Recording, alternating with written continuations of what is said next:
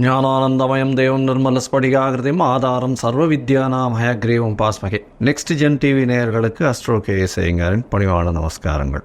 வார பலன் 26/8/2024 1/9/2024 வரை உண்டான வாரத்திற்கு மேஷம் முதல் மீனம் வரை என்னென்ன பலன்கள்னு பார்ப்போம். அதற்கு முன்னாடி இந்த வாரத்தில் கோல்சாரம் எப்படி இருக்குது அப்படின்றத பார்ப்போம். அதற்கு பிறகு இந்த வாரத்தில் வரக்கூடிய விசேஷ நாட்கள், அதற்கு பிறகு இந்த வாரத்தில் வரக்கூடிய எந்தெந்த ராசிக்காரர்களுக்கு சந்திராஷ்டமம் அப்படின்றத பார்ப்போம் வருஷப்படுத்தி. இந்த வாரத்தில் பார்த்தாலேனால் கோல்சார பிரகாரம் ராசிக்கு, அதாவது ரிஷப ராசி, காலபுருஷ தத்துவத்தின் 2வது ராசியான ரிஷப ராசியில் குரு, மிதுனத்தில் செவ்வாய், கடகத்தில் புதன், சிம்மத்தில் சூரியன், கன்னியில் சுக்கிரன் கேது, கும்பத்தில் சனி வக்ரகதியில் இருக்கார், மீனத்தில் ராகு. இந்த வாரத்தில் அதிவேகமாக செல்லக்கூடிய கிரகமான சந்திரன் ரிஷபத்தில் கிருத்திகை நட்சத்திரத்தில் இந்த வாரத்தை ஆரம்பிக்கிறார். மக நட்சத்திரம் சிம்ம ராசி வரலும் போகிறார். இது இந்த வாரத்தினுடைய கோல்சாரம். இந்த வாரத்தில் வரக்கூடிய விசேஷ நாட்கள் அப்படின்னு பார்த்தாங்கன்னா இந்த வாரம் மொத்தமே விசேஷம். 26ஆம் தேதி அன்றைக்கி பார்த்தாங்கன்னா ஸ்ரீ ஜெயந்தி வைகானசம்னு போட்டிருப்பாள். அதாவது கோவில்களில் பண்ணக்கூடியது, அதாவது வைகானச ஆகமம்னு சொல்லக்கூடியது. வைகானச ஆகமம், பாஞ்சராத்திர ஆகமம்னு 2 வகையில் இருக்குது. இதில் கோவிலில் கடைபிடிக்கக்கூடியது வைகானச ஆகமத்தில் ஒரு வகை, அதாவது ஒரு வகையான ஆகமும் வைகானச ஆகமம், அதாவது அந்த முனிவர் ஏற்படுத்தி வச்ச ஒரு ப்ராக்டிஸ்ன்னு சொல்லக்கூடியது. அதன் வழி அந்த ப்ராக்டிஸில் இருக்கக்கூடிய கோவில்களில் 26/8/2024 கிருஷ்ண ஜெயந்தி கொண்டாடுறோம். 27ஆம் தேதி பாஞ்சராத்திரம், அன்னைக்கு பாஞ்சராத்திர வழியில் கொண்டாடக்கூடிய வாழ்க்கு அன்னைக்கு கிருஷ்ண ஜெயந்தி. ரோகிணி நட்சத்திரம், அஷ்டமி திதி ரெண்டுமே சேர்ந்து வரக்கூடிய காலகட்டம். இதில் ஸ்ரீ சன்னதின்னு சொல்லக்கூடிய அகோபில மடம் ஆதீனத்துக்கு உண்டான சிஷ்யார்கள் எல்லாரும் கொண்டாடக்கூடியதும், முனித்திரியம்னு சொல்லக்கூடிய ஸ்ரீ பாதுகா இதில் கொண்டாடக்கூடிய எல்லாரும் இந்த ஸ்ரீ ஜெயந்தியை 27ஆம் தேதியை இந்த வாட்டி கொண்டாடுறார். 2 பேருக்குமே சேர்த்து வருது ரோகிணி நட்சத்திரம் மற்றும் அஷ்டமி திதி அப்படின்னு சொல்லக்கூடியது. கிருஷ்ண ஜெயந்தி நம்மளுக்கு, அதாவது ராமாயணம் மகாபாரதம் ஒரு பெரிய இதிகாசம். இந்த இதிகாசத்தில் மகாபாரதத்தில் பகவத்கீதைன்றது ரொம்ப பெரிய விசேஷம். கிருஷ்ணனுடைய சரித்திரம் அப்படின்றது இந்தியாவை பொறுத்தவரைக்கும் ஒரு பெரிய ஏற்றத்தை கொடுக்கக்கூடியது. அதனால் இந்தியாவினுடைய ஒரு பெரிய இறையாண்மைன்னு சொல்லக்கூடியது இந்த கிருஷ்ண ஜெயந்தி விழா. நம்மளோட நார்த்தில் இருக்கவா ரொம்ப அதிகமாக கொண்டாடக்கூடியது கிருஷ்ண ஜெயந்தி, ராமநவமி, இது 2த்தையுமே. அதுவும் கிருஷ்ண ஜெயந்தி ரொம்ப பெரிய விசேஷமாக கொண்டாடுவாள். ராத்திரியெல்லாம் ரொம்ப விசேஷமாக இருக்கும். இங்கே பார்த்தாலேனால் மதுரா, துவாரகா இதெல்லாம் ரொம்ப ஏற்றமான ஒரு இதுவாக இருக்கும். கிருஷ்ணர் பிறந்ததை ரொம்பவும் பெரிய ஏற்றமாக கொண்டாடக்கூடிய காலகட்டம் இது. இந்த கிருஷ்ண ஜெயந்திக்கு அப்புறம் 27ஆம் தேதி அடுத்தது பார்த்தாலேனால் 28ஆம் தேதி அவமாகம்னு போட்டிருக்கும். அவமாகம் அப்படின்னா 3 நட்சத்திரங்களோ திதியோ ஒரே நாளில் வர்றது அவமாகம். இந்த காலகட்டத்தில் பார்த்தாலேனால் இந்த அவமாகத்தில் பார்த்தீங்களேனால் தசமி திதி 3 நாள் வர்றது. 3 நாள் வர்றதுனால அது அவமாகம். இதனால் நல்ல வேலைகள், அதாவது வீட்டுக்கு உண்டான இந்த வேலைகள் எந்த ஒரு ஃபங்க்ஷன்ஸ் அந்த மாதிரி வைக்க மாட்டான் இந்த காலகட்டத்தில். அதே மாதிரி அந்த அவமாகத்தில் எந்த ஒரு ஃபங்க்ஷன்ஸும் ஃபங்க்ஷன்ஸ் வைக்கிறது கிடையாது. ஃபங்க்ஷன்ஸ் சொல்லப்போனால் ஆற்றுல நடக்கக்கூடிய விசேஷங்கள் எதுவும் பண்ணக்கூடியது கிடையாது. ஆவணி மாதமாக இருந்தாலும் இந்த காலத்தை தவிர்க்கிறது ரொம்பவும் நல்லது. 29ஆம் தேதி பார்த்தாலேயானால் ஏகாதசி, ஸ்மார்த்த ஏகாதசின்னு போட்டிருக்கு. 29ஆம் தேதி, 30ஆம் தேதி வைஷ்ணவ ஏகாதசி மற்றும் வைஷ்ணவ ஏகாதசி. அதனால் வைஷ்ணவர்களுக்கு மிகவும் ஏற்றமான காலகட்டம். அவர்கள் உபவாசம் இருக்கிறது ரொம்ப விசேஷம். அதாவது முடியாதவா, உடல்நிலையில் காம்ப்ரமைஸ்டாக இருக்கிறவா, அதை தவிர சுகர் பேஷண்ட்டு, பிபி பேஷண்ட் இந்த மாதிரிலாம் இருக்கிறவா, சின்ன குழந்தைங்க, அதை தவிர கர்ப்பிணி பெண்கள் இவாள்லாம் எக்ஸம்ட் ஆகிடுவா இதுக்கு. ஒருவேளை அவளும் பண்ணுறாளா இருந்தால் அதை சுஜின்னு பண்ணி ஸ்வீட் மட்டும் இது பண்ணி சாப்பிடுவாள்.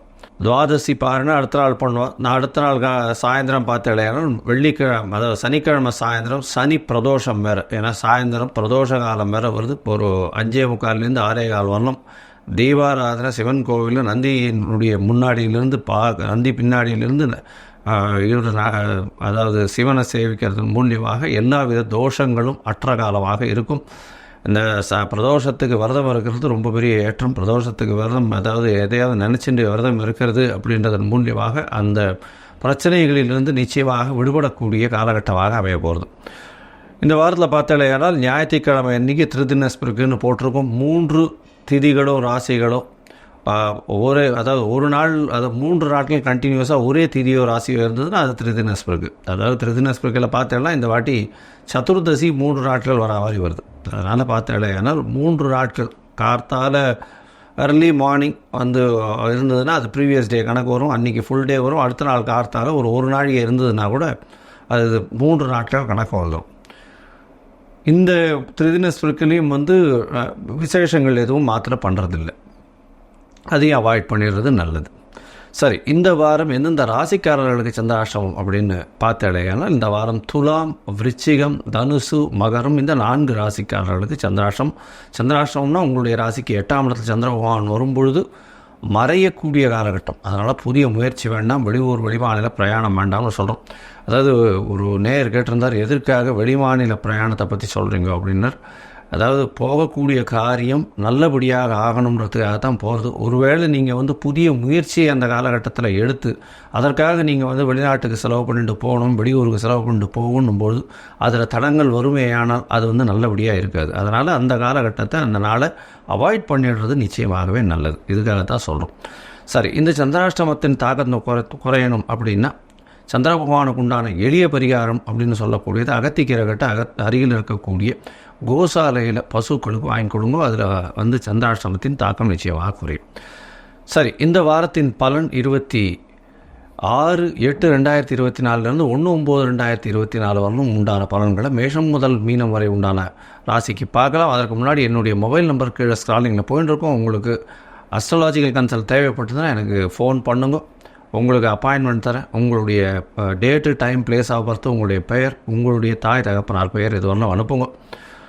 உங்களுக்கு உண்டான ஜாதகத்தை போட்டு அதில் சந்தி இருக்கான்னு பார்த்து, பாத சந்தி, நட்சத்திர சந்தி, அதை தவிர வந்து லக்ன சந்தி, லக்ன பாத சந்தி, இது எல்லாத்தையும் பார்த்துட்டு, ஏன்னா எனக்கு தெரிஞ்சு நிறைய பேர் வந்து துலா ராசின்னு சொல்லுவா, விருச்சிக ராசியில் இருப்பா. அதாவது விசாகம் 3ஆம் பாதம் 4ஆம் பாதம் சந்தியில் வந்திருக்கும். அதே மாதிரி லக்னமும் அந்த மாதிரி வந்திருக்கும். மிருகசீரிஷ நட்சத்திரம்னுவா ரிஷபத்துலேயும் இருக்கும், மிதுனத்துலேயும் இருக்கும். அந்த சந்தியில் பிறந்துட்டு அவள் மிதுன ராசிக்கு 40 வயசு 50 வயசு இருக்கும். அவள் வந்து பெருமாளுக்கு இது பண்ணிட்டு இருப்பாள். அதே மாதிரி நட்சத்திர சந்தி சில நேரத்தில் வந்து இது ராசி சந்தி, நட்சத்திர சந்தி வரும்போது பார்த்தேன்னா அதாவது மிருகசீரிஷம் 4ஆம் பாதத்துக்கும் திருவாதிரைக்கும் நடுவில் வந்து மாட்டேன்றோம். இந்த மாதிரியான விஷயங்களை பார்த்து உங்களுக்கு உண்டான ஹாரோஸ்கோப்பை போட்டு இன்றைய காலகட்டத்தில் இருக்கக்கூடிய இது கோல்சாரம் எப்படி இருக்குது, அதை தவிர உங்களுடைய தசாபுக்தி அந்தரம் சூக்ஷ்மம் எப்படி இருக்குன்றதை பார்த்து உங்களுடைய பிரச்சனைக்கு நிச்சயமான விடிவு காலம், அதை தவிர ஒரு எளிய பரிகாரம் என்ன இருக்குது அப்படின்றதையும் சொல்கிறேன். இப்போது ஒரு ராசியாக 26/8/2024 1/9/2024 வரலாம் உண்டான ராசி மேஷம் முதல் மீனம் வரை உண்டான ராசிகளுக்கு என்னென்ன பலன்னு பார்க்கலாம். விருச்சிகம், விசாகம், அனுஷம், கேட்டை இந்த 3 நட்சத்திரம் 9 பாதங்களை கொண்ட ராசி. ராசியின் அதிபதி அப்படின்னு சொல்லக்கூடிய ஒரு செவ்வாய் பகவான் ராசிக்கு 8ஆம் இடத்துல மறைந்து இருக்கக்கூடிய காலகட்டம். ராசிக்கு 8ஆம் இடத்துல மறைஞ்சிருக்காரு சார், என்ன சார் இப்படி இருக்குது அப்படின்னா கவலைப்பட தேவையில்லை. ராசிநாதன் மறைந்திருந்தாலும் குரு பார்வை இருக்கிறதாலும் உங்களுடைய ராசிக்கு பெரிய ஏற்றம். 5ஆம் அதிபதி 7ஆம் இடத்துல இருக்கிறது நல்ல ஒரு ஏற்றம். ராசிநாதன் மறைந்து இருக்கிறதுனால சிறு கொஞ்சம் மனசுக்குள்ள ஒரு பயம் இருக்கும், மனக்லேசம் இருக்கும்.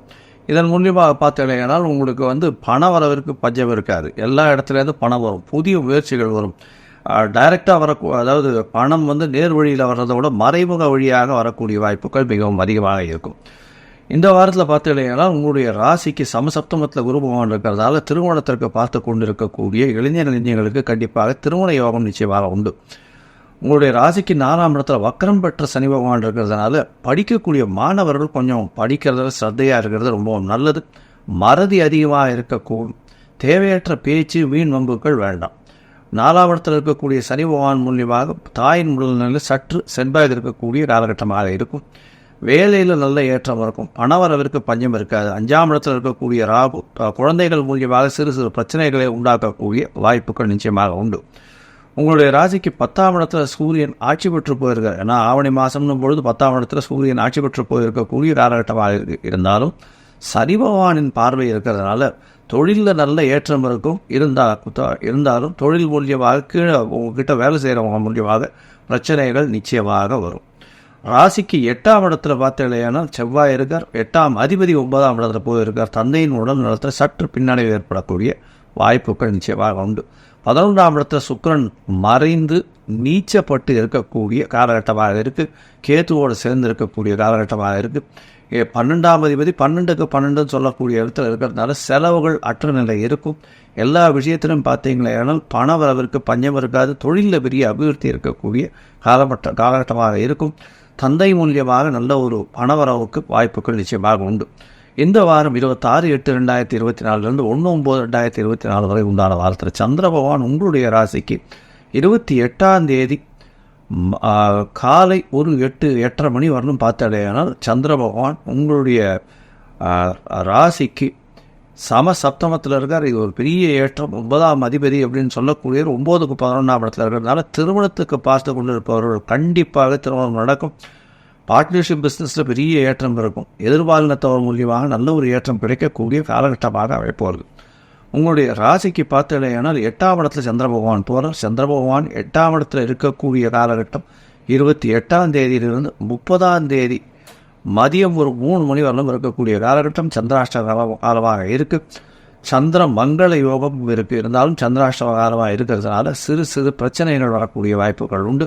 தேவையற்ற வார்த்தைகளை பேச வேண்டாம். பொறுமையாக இருக்கிறது நல்லது.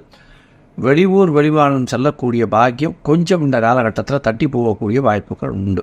உங்களுடைய ராசிக்கு பார்த்தோம்னா 9ஆம் இடத்துல ஆட்சி பெற்ற சந்திர பகவான் வரார். அதாவது 8ஆம் இடத்துல சந்திர பகவான் இருக்கும்பொழுது சந்திராஷ்டம காலத்திலே பரிவர்த்தனை யோகத்தில் ஆட்சி பெற்று போகிறார். அது தவிர பார்த்தோம்னா படிக்கக்கூடிய மாணவர்கள் வெளிநாடு போகணும்னு பார்த்துட்டு இருக்கிறவர்களுக்கு சற்று கொஞ்சம் தாமதம் மூலியமாக நிச்சயமாக கிடைக்கக்கூடிய வாய்ப்பு உண்டு. 9ஆம் இடத்துல சந்திர பகவான் போகும்போது ஆட்சி பெற்ற சந்திரனாகவே இருக்கார். அதனால் நினைத்த காரியங்கள் நினைத்த இடத்தில் கிடைக்கும். நீங்கள் என்னென்ன நினைக்கிறீங்களோ அது அப்பொழுது நிச்சயமாக கைகூடக்கூடிய வாய்ப்புகள் உண்டு. படிக்கக்கூடிய மாணவர்கள் வெளிநாடு போய் படிக்கணும்னு பார்த்தாலும் எந்த ஒரு யூனிவர்சிட்டியில் பார்த்துட்டு இருக்காங்களோ அது கிடைக்கக்கூடிய வாய்ப்பு உண்டு. உங்களுடைய ராசிக்கு பார்த்தலையானால் 10ஆம் இடத்துல சந்திர பகவான் போகிறார். அதாவது 1ஆம் தேதி மாலை ஒரு 1:45 மணியிலிருந்து அது 11:45 4ஆம் தேதி காலை ஒரு 8-8:30 மணி வரலும் இருக்கக்கூடிய காலகட்டம். இந்த காலகட்டத்தில் பார்த்தீங்கன்னா சந்திர பகவான் உங்களுடைய ராசிக்கு 10ஆம் இடத்துல போயிருக்கார். 10ஆம் இடத்துல இருக்கும் பொழுது நல்ல ஒரு ஏற்றமான காலமாக இருக்கும். சூரியனும் சந்திரனும் 9-10 அதிபதிகள் சேர்ந்து இருக்கக்கூடிய காலகட்டம்ன்றதுனால கர்மகர்மாதிபதி யோகம்னு சொல்லக்கூடிய இந்த காலகட்டத்தில் பார்த்தீங்கன்னா நீங்கள் பொது காரியங்களுக்கு செலவு பண்ணக்கூடிய வாய்ப்புகள் உண்டு. பொது காரியங்கள் பொது விஷயங்களில் போய் பேசக்கூடிய வாய்ப்புகள் நிச்சயமாக இருக்கும். இந்த வாரத்தில் இந்த வாரத்தில் பார்த்தாலேயானால் நீங்கள் அருகில் இருக்கக்கூடிய இந்த விருச்சிக ராசிக்காரர்கள், அதுவும் சமையல்கலை வல்லுநர்கள், டாக்டர்கள், அது தவிர மருத்துவ உபகரணங்கள் விற்கிறவங்க, மருத்துவ சம்பந்தமான வியாபாரம் பண்ணுறவங்க, யூனிஃபார்ம் சர்வீசஸ், சிவில் சர்வீசஸ், இவாளுக்கெல்லாம் பெரிய ஏற்றம் கிடைக்கும். இந்த வாரத்தில் நீங்கள் அருகில் இருக்கக்கூடிய மாங்காடு அம்மனை போய் தரிசிச்சுட்டு வர்றதும், ஒரு மஞ்சள் கலரில் ஒரு வஸ்திரம் வாங்கி சமர்ப்பிக்கிறது மூலியமாக நல்ல ஒரு ஏற்றமும் மாற்றமும் இந்த வாரம் நிச்சயமாக வரும். லோகா சமஸ்தா சுகினோ பவந்து. நன்றி, நமஸ்காரம்.